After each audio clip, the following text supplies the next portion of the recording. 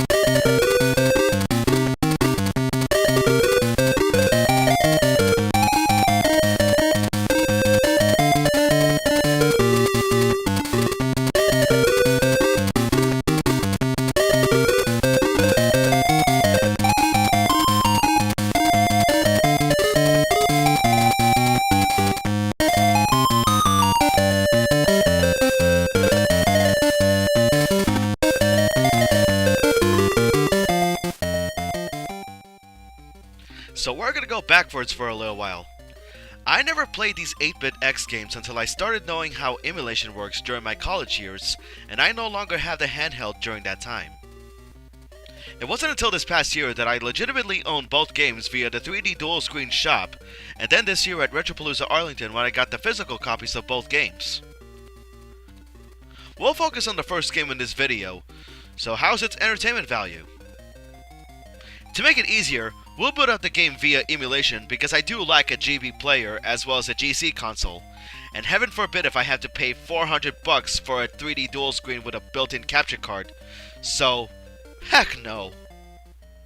Set between X2 and 3, X enters cyberspace to ensure the environment is on the up and up, but as hours have passed, cyberspace slowly shifted. X awakens to what appears to be the highway where the hunters start their pursuit against Sigma in X1. It's your standard X game, however due to just having two buttons, the only way to dash is either tapping forward twice, or a la classic Mega Man 3, hold down and press jump. Eventually, you'll run into Vile, who spelled Vava by mistake, and his ride armor, and unlike X1, this fight is not scripted, so you need to legitimately kill him before he kills you first. After the match, X awakens out of cyberspace and is greeted by Zero, who warns X that an outside source has hacked into the city's mother computer and has affected Hunter Base along with it. Assisting them is a Reploid named Midi, an expert in counter-hacking who is willing to assist the Hunters in their cause.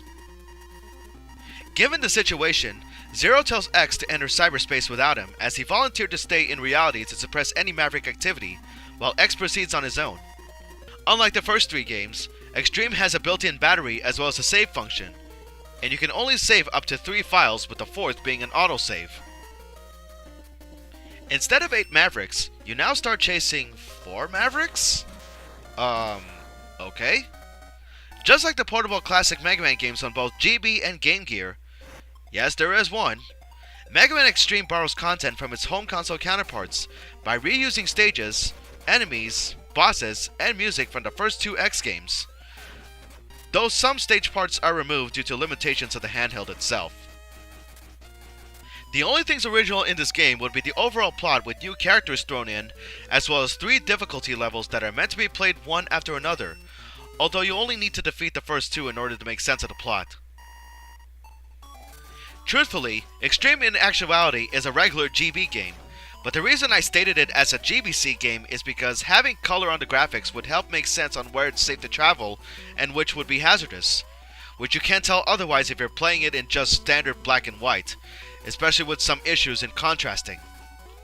Other than that, for 8-bit standards, the graphics look okay, and thankfully I can forgive some of the screen crunching, Mega Man and based on GBA notwithstanding.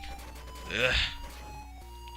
As with past X games, you jump and shoot any enemies that get in your way, find hard tanks to raise your HP, find all 4 E-tanks, which is sadly back to how they functioned in the first 3 X games, and of course, the Dr. Light capsules, which I recommend to grab all 4 of them, and the armor's functionality is basically the X1 armor. Bear in mind that the X sprite doesn't change until you have all 4 armor parts secured.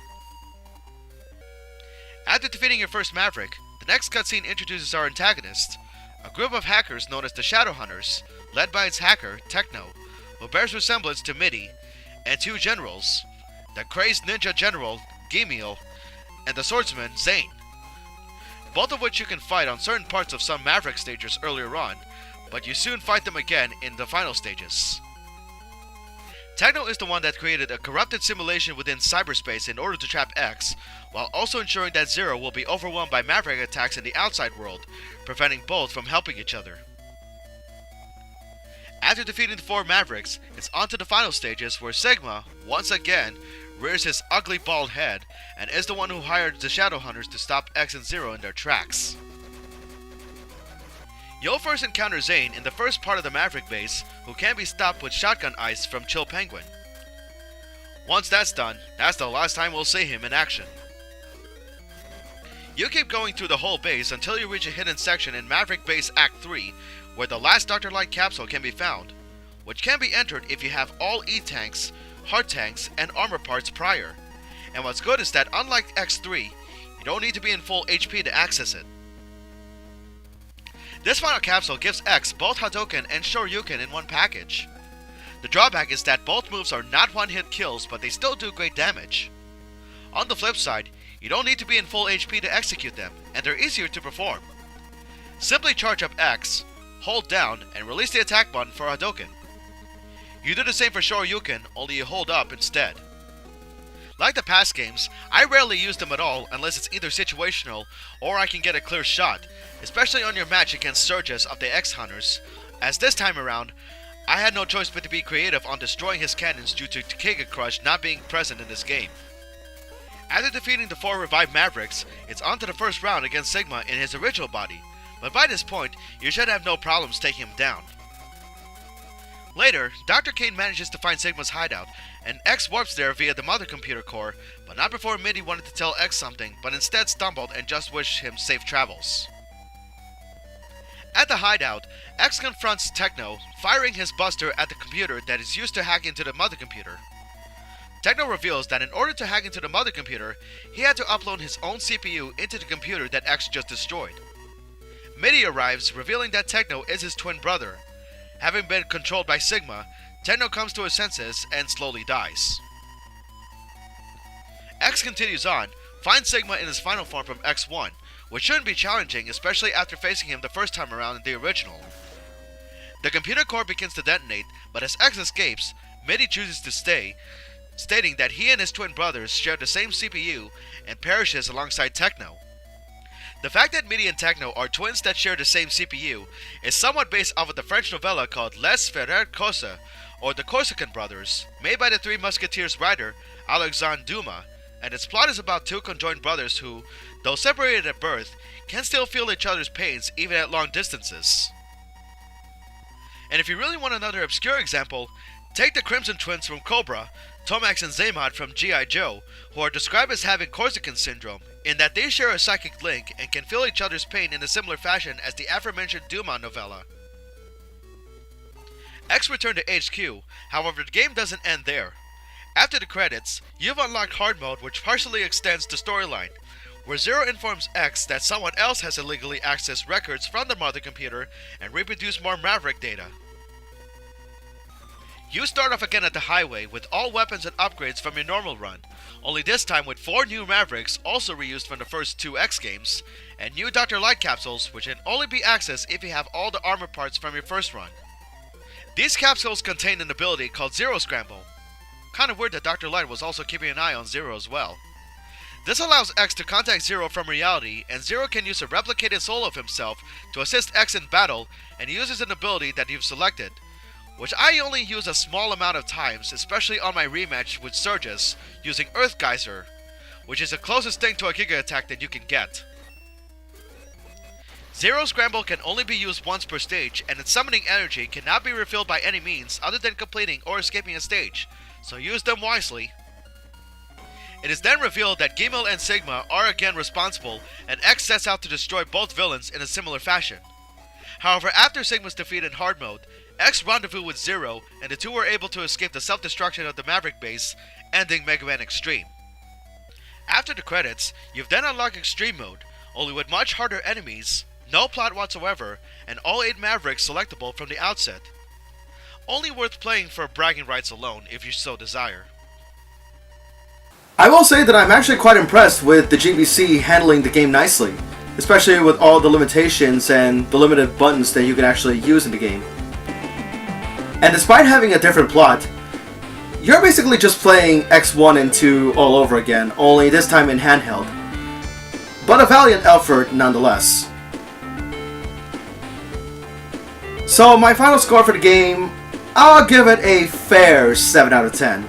I mean, the game is not bad and all, but given the limitations of the handheld, I doubt the replay value would be any higher than like the actual console games, you know? So coming up in this marathon, we're going to be looking at its follow-up, Megaman Xtreme 2. Now, will the game be much better than the first game? Well, just stay tuned for the review, folks. I would like to thank you all for watching. Hope you liked this review. Until then, this has been Musashi X. I bid you all farewell. Take care, and stay tuned.